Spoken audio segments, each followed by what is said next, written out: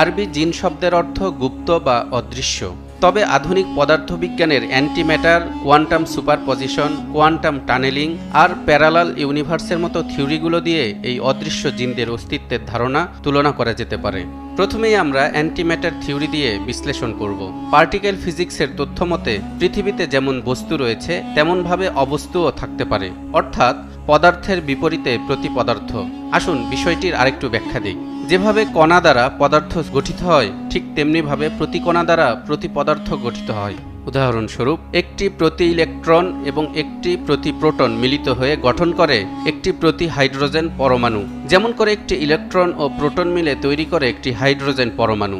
এছাড়াও কণা এবং প্রতিকণা মিলিত হলে যেভাবে পূর্ণ বিলয়ের মাধ্যমে সকল শক্তি বিমুক্ত হয়, তেমনি পদার্থ এবং প্রতিপদার্থের মিলনে পূর্ণ বিলয়ের সৃষ্টি হয় বলে ধারণা করা হয়েছে। এ ধরনের পূর্ণ বিলয়ের ফলে